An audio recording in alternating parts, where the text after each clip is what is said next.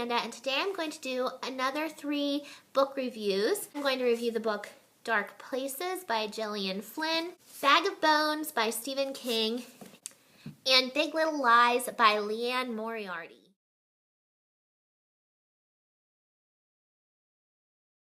So I'm going to start with Dark Places by Gillian Flynn. This was the 3rd and final book that I had read by Gillian Flynn. She needs to write another one because I've read all her books and I like them all. I ended up giving this one a 4 out of 5 stars. This story follows a woman named Libby Day who, when she was 7 years old, her mother and 2 sisters were killed brutally and she escaped, but her brother was found guilty of the murders.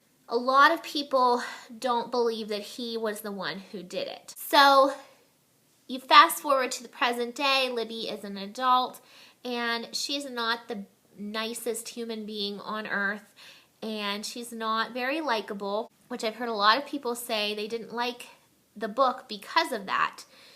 But to me, I understood why she acted the way she did and why she did the things she did based on what she had gone through in the past. So I didn't really dislike Libby.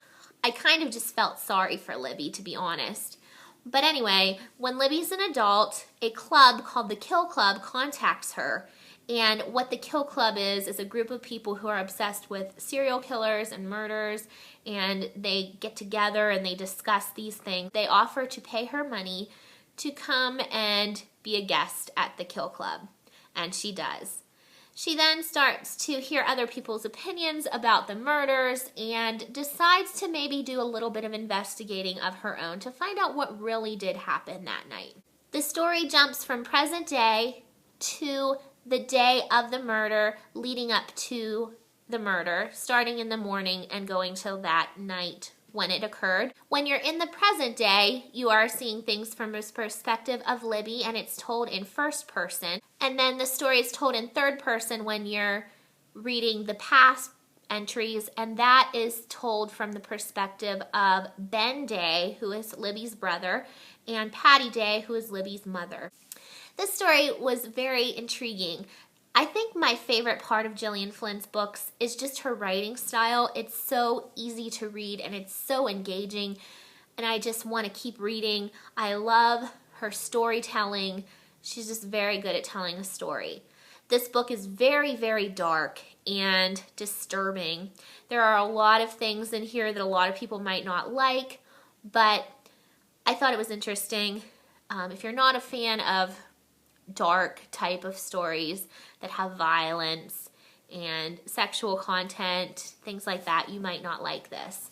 But I found it interesting. I didn't really guess the ending when it happened. I was surprised. But this wasn't my favorite of the 3 books that she has written. I'm still going to say Gone Girl was my favorite. I would say this was number 2 and Sharp Objects is number 3. So I liked it. I originally gave it 5 stars, but then I bumped it back down to 4 because after I had read it and given it that rating and thought about it a while, I thought that it wouldn't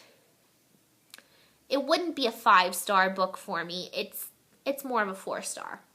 And it's just something I can't really pinpoint, but there's something about it that made it not 100% 5 stars for me, so I gave it 4 stars. But I would definitely recommend you pick it up. The next book I'm going to talk about is Bag of Bones by Stephen King. So this book took me several months to read, but I finally just sat down and finished it this weekend. It is about a man named Michael Noonan who is an author, and he has lost his wife. She died suddenly, and after she dies, he starts to experience some severe writer's block. He decides to go to his house on the lake. He has a little cabin on the lake because he thinks maybe that will help him to be able to write. So he goes there, and when he gets there, he meets a single mother named Maddie and her little girl named Kyra. He ends up getting embroiled in this custody dispute with Maddie and her father-in-law. And then things start to happen at the house that he's at, the cabin, and there's a lot of different things going on in the story, a lot of characters, and it all kind of comes together at the end and all makes sense. Because during the book, I was reading it and thinking, what does this all have to do with anything? Like, they didn't seem like they would all go together. But in the end, Stephen King does tie it all together. He weaves it like he's a master knitter or something. He's just amazing at how he's able to weave everything together. That being said, I can't say this was my favorite Stephen King book. I can't say that I even really loved it. I liked it at times, but I felt like it was too long. I felt like it could have been cut down. And I said this about Pet Sematary as well. I know there are people out there that love his long books and how he describes everything. But I personally just prefer it to be a little bit more condensed. So for me, I just felt like it could have been cut down a little bit. But I did enjoy the story. I found it very interesting. I thought the characters were very well developed. That's one thing Stephen King is really good at, is making you really know the characters. The characters are very real. A lot of people have said this book is scary. I wouldn't say that I found it very scary. I found it very sad and disturbing in some points, but I didn't think it was scary. I ended up giving it a 3 stars, but if I was being honest, it probably would be more of a 2.5 star rating for me.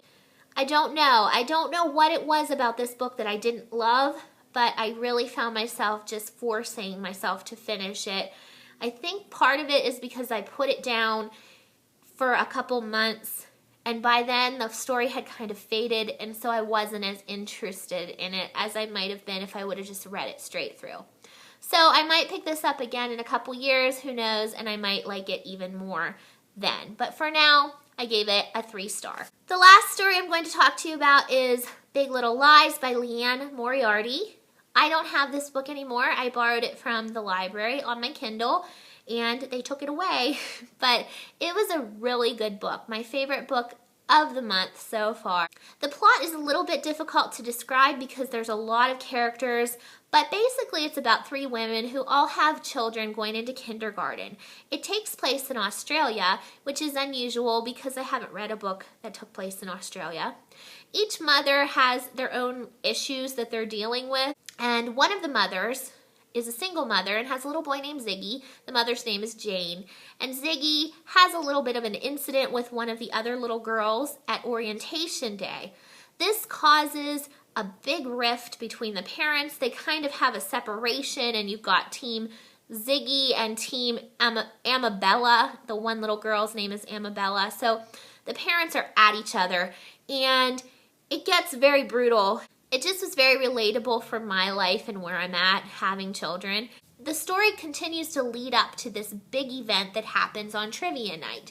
You know something is going to happen on trivia night because the chapters are 5 months before trivia night, 4 months. It's just continuing to count down. At the beginning and the end of chapters, you get little snippets of an interview with different parents talking about that night.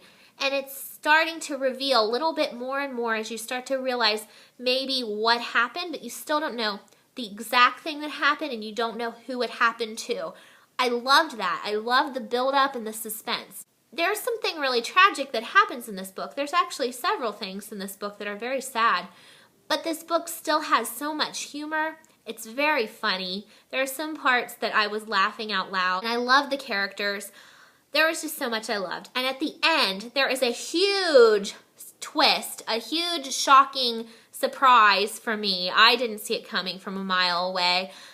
Maybe some people would, but I was just shocked. I actually gasped when I was reading it. My husband thought there was something wrong with me, but it was just surprising. So if you like books about, just normal life and some scandal and things like that, you might really want to pick this up. I will definitely be picking up the other book by her, The Husband's Secret. I know she has written a couple other ones, but those are the 2 that have the best ratings, so I'm going to go with The Husband's Secret and see what I think of that one. But I loved Big Little Lies. I would absolutely recommend it. I gave it 5 stars, 100 times over. It was probably one of my favorite books, and if I do see it at some point, I would like to buy it because I really liked it. So those are my reviews for those 3 books. If you've read any of them, let me know and we can talk about them. And I guess I'll see you next time. Thanks so much for watching.